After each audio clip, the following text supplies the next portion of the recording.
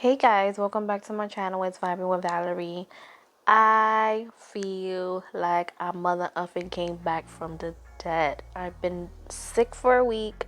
I got sick the day after Christmas and I haven't felt the same. I don't know if I got the damn thing because I've been testing and it's negative. I'm waiting for another test. But I got really sick. It felt like a little bit more than a common cold. So I'm kind of thinking that I did get it, but I don't know. I don't have confirmation yet. So I just wanted to come on here because I've been on sopa all week. And yesterday was like the first time that I was like, you know what, let me cook. And I made some arroz blanco with some corned beef. And I wanted to share that video with you guys. My Puerto Ricans know about that corned beef. And it's a simple recipe. I did mine with French fries. But you could do it with maduros, you could do it with actual potatoes inside, or you could do it even with corn.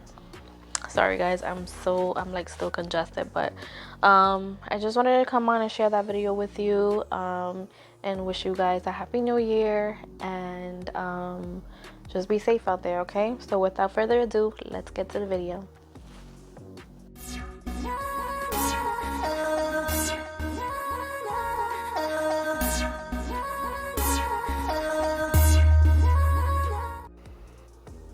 Okay guys, so here is the ingredients for the corned beef. Is very simple.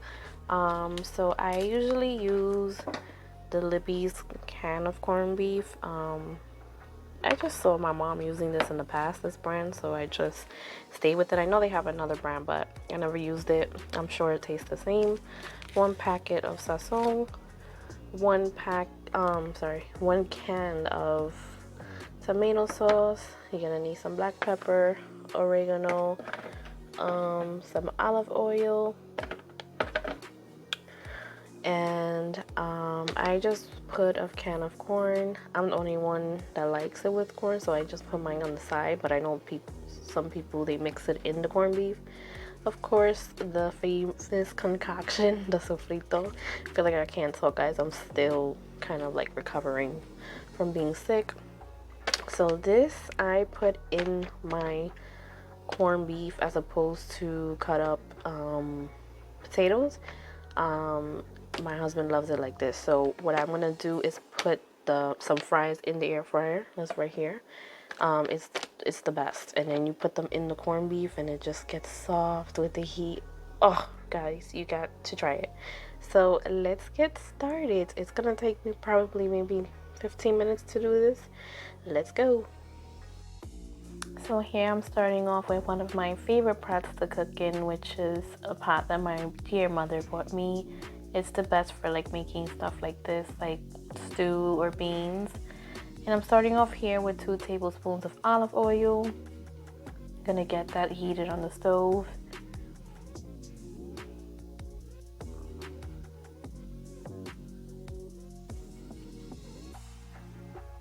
And then here you're gonna go in with 2 tablespoons of sofrito. Guys, if you haven't seen my sofrito video, go check it out. It is really like the basic core of your cooking. It's just gonna add and bring all the flavors together. So I'm giving that a mix here. Sorry guys, I'm still like congested.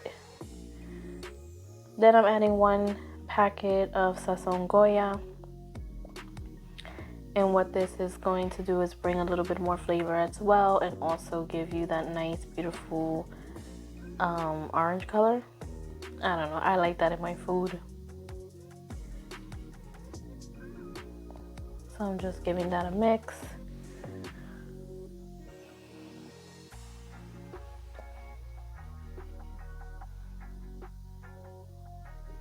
And now here we're adding 1 can of sazon goya. Goya tomato. And you're gonna add the whole can, and this is gonna help it create like that stew-like texture. Now here I'm going in with a little bit of black pepper. I didn't really measure it, but I will say it'll be like 1 teaspoon. And also oregano. Oregano is one of my favorite things to cook with. By the way, I love it. Here we have the can of corned beef. I'm so proud of myself because I opened it right this time. It's one of those cans that come with the little key latch that you have to open it. And I always mess up with the corned beef. But I did it this time. So we're just taking out all that meat from the can. I'm not gonna lie, corned beef doesn't look too appealing to the eye when you first open it, but it's so good when you make it, I promise.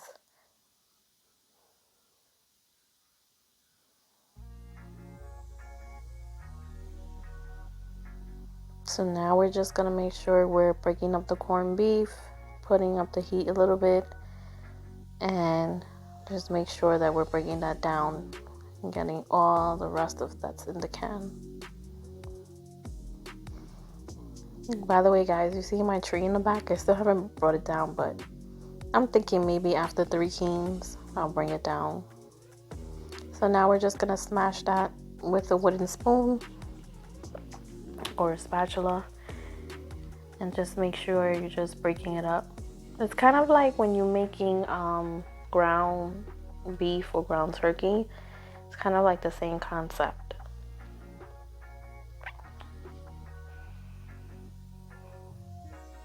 And just breaking all that up, mixing it with the flavors so it all comes together.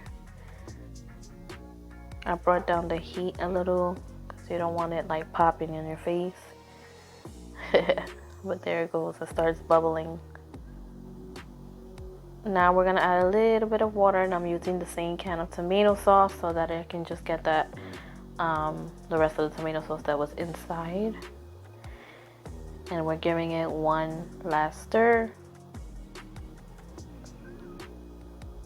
And then we're gonna top this off and let it simmer for about 10 minutes, and then we'll check on it again. So while that's cooking, we're gonna start off with our arroz blanco, white rice. I'm making 2 cups of white rice, so you're gonna want 2 cups of water because I use medium grain rice, so I always measure the same amount of rice I'm using with the water. Same thing with the oil. If you're using 2 cups of rice, you're gonna use 2 tablespoons of oil.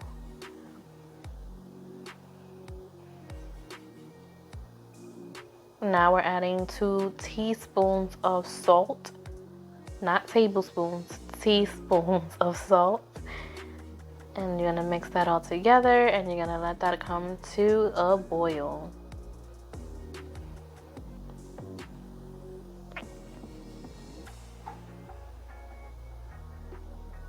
So now that our water is boiling, we're gonna add the 2 cups of rice that I just pre-washed. And you're just gonna get that all in there. And then you're gonna give that a good mix. Make sure that you see how my water is coated over the rice. There's no rice peeking out. It's just perfect measurement of water. It's not too much, not too little. So while this is getting ready to boil, we're gonna throw our French fries in the air fryer. And I'm setting my temperature to 400. It needs about 10 minutes. And let's get that cooking. So now this is how the rice starts looking.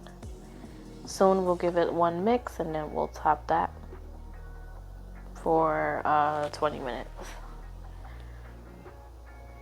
So that's how you want it to look, and then you top it and you cook it for 20 minutes. And now this is 10 minutes of the corned beef that has been cooked. So you see it's coming all together. It's still a little bit watery to me, so what I'm gonna do is retop it, but leave the top open, the halfway open. So now our fries are done, and we're gonna get them in the corned beef. So look at that. So our fries are crispy.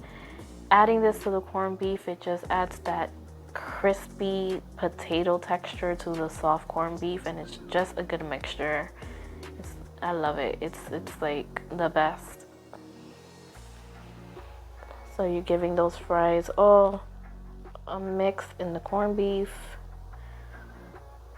Look how nice and good that looks with some white rice.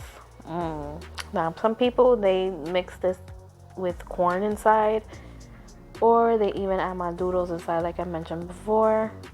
You can do either or. There, it's so good, the maduros too inside this, but I wouldn't do it with the fries. I just do it with the maduros. We like that too here, but what my husband doesn't like is corn. So now the rice is done. Look how beautiful that white rice looks. Our corned beef is done. And now it's time to plate. So I started off with 1 cup of white rice. And you're gonna add the corned beef on the side. I wish I had an aguacate yesterday. This would have been so good. Just to add right there to the side. So I was hungry, man, because being on soap out all week, I added a little bit of a good amount of corned beef. I added my corn, and there you have it, guys. This is a simple Puerto Rican recipe that I'm sure you will enjoy. It's quick, it's easy, it's flavorful, and it just brings me back to my childhood. I hope you enjoy, guys. Bye.